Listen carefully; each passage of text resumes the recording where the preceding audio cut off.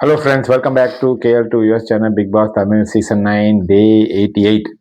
So இன்னைக்கு எடுத்தோடனே காமுவும் பாருவும் பெட்ல படுத்துக்கிட்டே மன்னிப்பு கேட்டுட்டு இருந்தாரு. அவரு ஹக் பண்ணி மறுபடியும் முதல்ல இருந்தா அப்படின்னு தான் மனசுல தோணுச்சு. ஆனா இது ஏற்கனவே நல்லா கணிச்சது தான். 2 நாளைக்கு அடிச்சுக்குவாங்க, உலகமே இடிஞ்சு விழுவுற மாதிரி அடிச்சுக்குவாங்க, அப்புறம் மறுபடியும் சேர்ந்து ஆடுவாங்க அப்படின்னு. அப்போ தோப்பு கண்ணெல்லாம் போட்டு தலைவர் மன்னிப்புலாம் கேட்டாரு. இது எதுக்குன்னு உங்களுக்கு தெரியுதா? எதுக்கு இந்த மாதிரி ஒரு மன்னிப்பு அவசரமானே? அது என்ன தெரியாதா? அப்புறம் இன்னும் 2 வாரம் தான் இருக்கு, சர்வை பண்ணுமே. அதுக்கு தான் வேற வழி என்ன இருக்கு? No no no no no no weekend episode வருதுல்ல. ஸோ வீக்கெண்டுக்கு இந்த விஷயத்த வந்து அவர் என்ன செஞ்சு விட்டதுலாம் சின்ன விஷயம்லாம் இல்லை, பெரிய விஷயம். அதை ஒத்துவத்த ஹவுஸ்மேட்டும் சேர்த்து பாருக்கு சப்போர்ட்டு, அதுவும் டொமெஸ்டிக் வைலன்ஸ் அது இதுன்னு பயங்கரமா கிளப்பி விட்டுட்டாங்களா. ஸோ வீக்கெண்டுக்கு இந்த விஷயத்த கொண்டு போகாம இருக்கிறதுக்கு, சேது சாரி இதை அட்ரஸ் பண்ணாம இருக்கிறதுக்காக காமு வந்து ஒரு ஸ்மார்ட்டான ஒரு அவர்தான் கில்லாடி ஆயிடுச்சு. ஒரு இதை எடுத்து போய் சரண்டர் ஆயிட்டாரு. சோ சரண்டர் ஆகணும்னே அம்மனி வந்து அப்படியே ஹவுஸ்மேட் வந்து இந்த விஷயத்த வந்து சேது சார் கிட்ட எடுத்துட்டு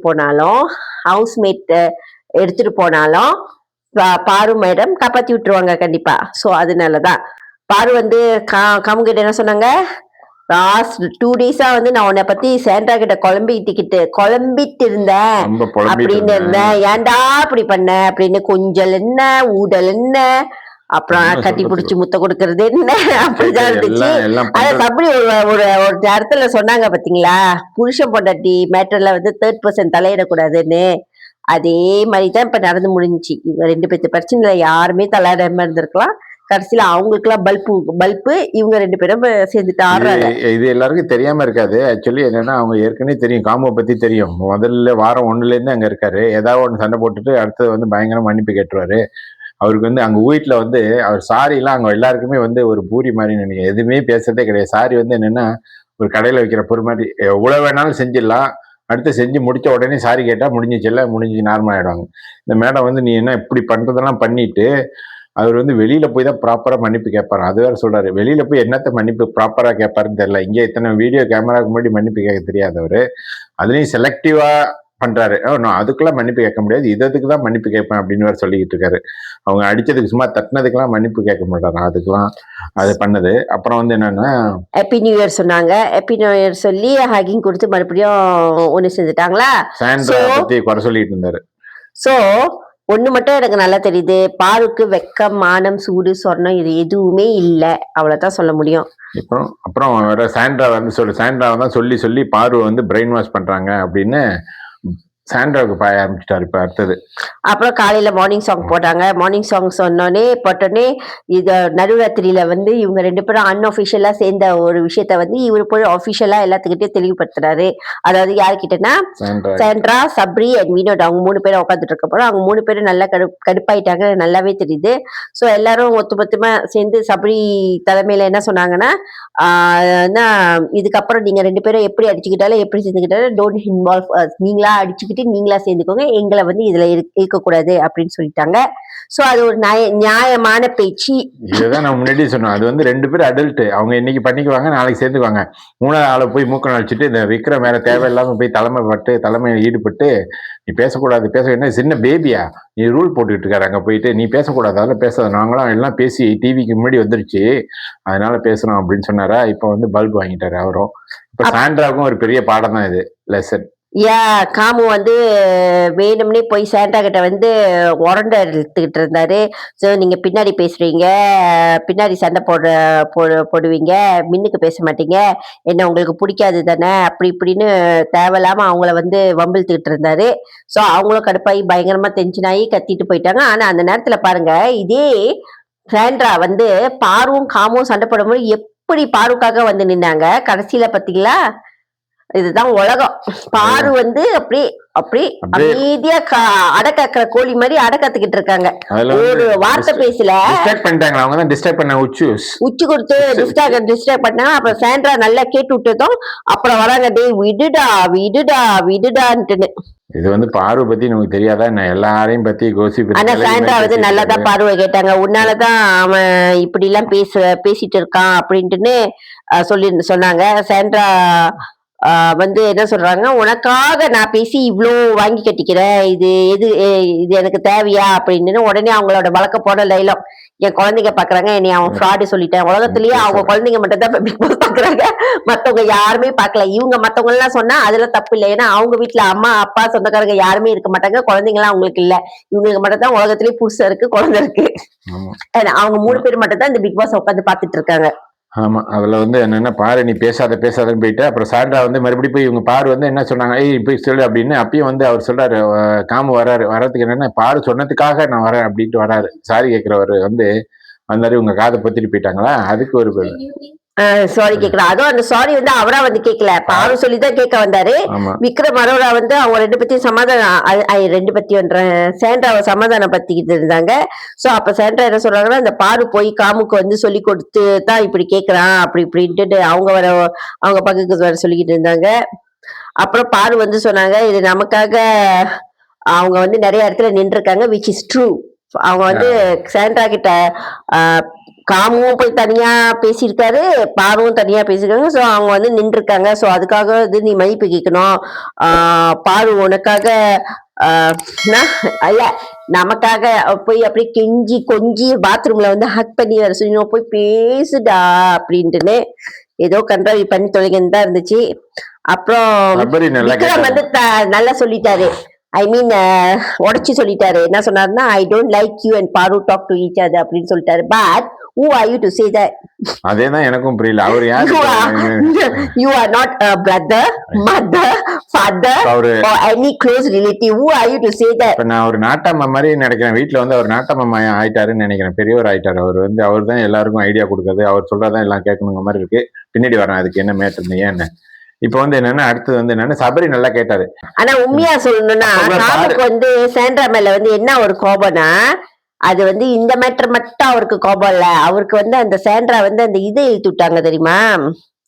என்ன இழுத்து விட்டாங்க? அந்த பிஆர் விஷயம். அந்த பிஆர் விஷயத்துல இருந்து சாண்ட்ராவை அடிக்கணும்ன்றதே அவர் எதிர்பார்த்துட்டு இருந்தாரு. அவர் பக்கத்துல இவரோட காதல்ல வந்து வேற அவங்க வந்து நடுவுல நின்று பிரிச்சு விட்டுட்டாங்கன்ற ஒரு எண்ணம் வேற. ஆமா. இதுல வந்து என்னன்னா, பாரு வந்து சொன்னாங்க, அவருக்கு வந்து கேட்டுட்டேன். அதை இதை விக்ரம் ஜஸ்டிஃபை வேற பண்றாங்க. பாரு நான் எல்லாமே கேட்டுட்டேன்டா, எல்லா கேள்வியும் கேட்டுட்டேன்டா அவன்கிட்ட அப்படின்னு. எல்லா கேள்வியும் கேட்டாங்களாம். நைட்ல உட்காந்துட்டு கொஞ்சிக்கிட்டு இருந்துட்டு கேட்டாங்க, எல்லா கேள்வியும் கேட்டாராம். அவர் தோப்புக்காரன் வேற போடுறாரு. அப்புறம் லவ் கேம் ஆடுறாங்கன்னு வேற சென்ட்ரா சொன்னாங்க. அவர் வந்து காமு சொல்லிக்கிட்டு இருந்தாரு. சார் சாண்ட்ரா மட்டும் சொல்லுற சார், வெளியே வந்து பாருங்க, உலகமே சொல்லுது நீங்க அதை தான் செஞ்சுக்கிட்டு இருக்கீங்கன்னு. அதேதான். அப்புறம் 2 பேரும் சேர்ந்து அக்கிங் கொஞ்சம் எல்லாம் ஸ்டார்ட் பண்ணிருச்சா. அந்த கன்றாவியை நம்ம எல்லாம் பார்த்துதான் ஆகணும். இன்னும் 2 வாரம் வேற ஓடுதுன்னு நினைக்கிறேன். அதை பார்த்துதான் ஆகணும், அந்த இலவை பார்த்துதான் ஆகணும். அப்புறம் வீக்கெண்ட் முடிஞ்சோன்னு நீங்க பாருங்க, திருப்பியும் சண்டை வந்துரும். அது வந்துட்டு தான் இருக்கும். அப்புறம் வீக்கெண்ட் கிட்ட வரும்போது வந்து சேர்ந்துருவாங்க. ஓகே, நம்ம நேரா வந்து TTF 6 கிலோ காயின்ஸ் அந்த டாஸ்க்கு போயிடுவோம். ஆமா. இந்த டாஸ்க் வந்து எப்படின்னா, அந்த காயின் வந்து எல்லாரும் வந்து அந்த வால்க்ரோ இதை வந்து கட்டிக்கணும் உடம்புல. அப்போ வந்து அந்த காயின் வந்து அந்த 3 மினிட்ஸ் டைம் கொடுப்பாரு. அந்த டைம் முடிக்கிறப்ப யார் மேல இருக்கோ அவங்க வந்து அவுட் கேம் அப்படின்னு. இந்த டாஸ்க்கை கொடுக்காம இருந்திருக்கலாம்னு நினைக்கிறேன் என்ன பொறுத்தாக்க. இது வந்து என்னன்னா, எல்லாத்தையும் கேம் சேஞ்சர் அப்படின்ட்டு ஒரு டாஸ்க்னு கொண்டாந்தா, இதுல வந்து என்னன்னா குரூப்பிசம் பண்ணிட்டு இருக்காங்க. இதுல வந்து இது கேம் மாதிரியே விளையாண்டாங்க. நீங்களே சொல்லுங்க. Seriously this is a very very unfair. இந்த கேமை வந்து யாரு வந்து இந்த கேமை வந்து இப்படி குரூப்பிசமா விளையாடணும்னு பிளான் பண்ணது? விக்ரம் ஸ்கெட்ச் போட்டு. ஸோ இந்த ஸ்கெட்சுக்கு எல்லாமே ஒட்டுமொத்த வீடுமே வந்து ஒண்ணு சேர்ந்தாங்க. இது வந்து ஒரு அன்ஃபேர் கேம். இந்த கேமை விளையாடுறதுக்கே சான்ஸ் கொடுக்கல எல்லாத்துக்குமே.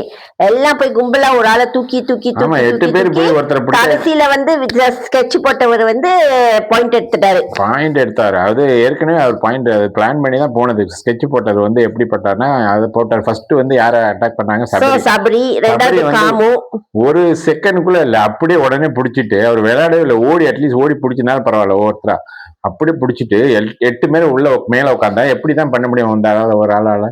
என்னதான் செய்ய முடியும்? இதே அந்த ஃபர்ஸ்ட் இதுலயே வந்து இவங்க எல்லாம் சேர்ந்து எதிர்த்துட்டுன்றதுதான் அதான் யாருமே எதிர்த்து நிக்கிறதுக்கு இல்லையா எல்லாமே கூட்டாஞ்சு அதான் சொல்றேன். இதுதானே டார்கெட் பண்ணிட்டாங்க எல்லாம். ஒருத்தர் மட்டும் எப்படி விளையாடுறவர் மட்டும் இருக்க முடியாது. அடுத்தது சாமு அப்புறம் பாரு திவ்யா அது வந்து சுபிக்ஷா சொல்லி வச்சு பண்ணாங்க கரெக்டா எல்லாத்தையும். சுபிக்ஷா இல்ல திவ்யா திவ்யா முடிஞ்சு யாரு அரோரா திவ்யா முடிஞ்சு அரோரா அப்புறம் சாண்ட்ரா சுபிக்ஷா விக்ரம் அப்புறம் வினோட் தான் வின்னர் இதுக்கு. விக்ரம் தான் ஸ்கெட்ச் போட்டது. விக்ரம் ஸ்கெட்ச் போட்டு என்ன பண்ணாரு எல்லாம் கரெக்டா யாரை டார்கெட் பண்ணு பாக்குறாங்க. அப்ப சபரி ஓகே அவர் ஹையஸ்ட்ல இருக்காரு. அது அந்த லாஜிக் மேபி ஓகேன்னு சொல்லலாம். ஆனா எல்லாரும் போய் அட்டாக் பண்ணது யாராவது ஒருத்தர் நீங்க போய் அட்டாக் பண்ணுங்க முடியலன்னா அப்படின்னு அப்படி போகணும். இல்லாட்டி எல்லாரும் போய் அதை வந்து யாரும் கேள்வியும் கேட்கல. வேற பிக் பாஸ்க்கு பத்தாதுக்கு பிக் பாஸ் என்ன சொன்னாருன்னா நீங்களாம் வந்து ஒரு கேம் விளையாண்டீங்க என்னன்னா லெட் மீ ட்ரை நியூ ஒன்ட்டுன்னு எல்லாத்துக்குமே வீட்டுக்குள்ள போயிட்டு வீட்டுல இருந்து அந்த பஜார் அடிச்சோடே வரணும். நான் கூட நினைச்சேன் யாரும் கார்டன் ஏரியால இருக்க கூடாதுன்னு. நான் கூட நினைச்சேன் சரி இந்த தோத்தவங்க எல்லாம் ஏதாவது பண்ணலாம் அதுல டேக் பார்ட் பண்ணலாம் ஏதாவது எடுக்கிறதுக்கு கேம் மாத்துறதுக்கு அப்படின்னு நான் நினைச்சேன். பிக் பாஸ் என்ன சொன்னா வீட்டுக்குள்ள போயிட்டு இப்போ விளையாடலாம் அப்படின்னு சொல்லிட்டாரு. அவ்வளவுதான். பால் மட்டும் அந்த இது மட்டும் இருக்கு காயின் மட்டும் வெளில இருக்கு கில்லர் காயின் வெளியில வீட்டுக்குள்ள போனாங்க. அதுல போய் என்ன விளையாடுறாங்க அரோரா போய் அப்படியே நிக்கிறாங்க. இவங்க போய் டக்குன்னு ஓட்டிட்டாங்க ஒரு செகண்ட்ல.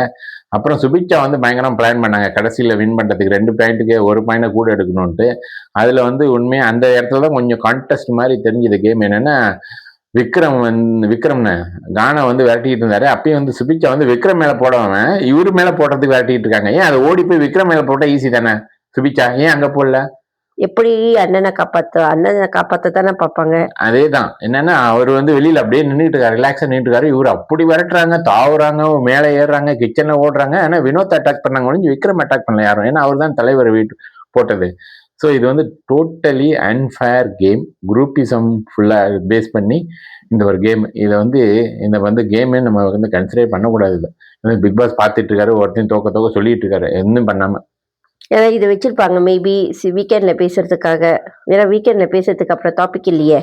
சேது சார் வந்து சம்பளம் கொடுக்குறாங்களே வேலை செய்யாம இருக்கிறதுக்கு சம்பளம் 5 நிமிஷத்துல ஓடிடுறாரு. சாட்டர்டே சண்டே எல்லாம் ஓடிடுறாரு.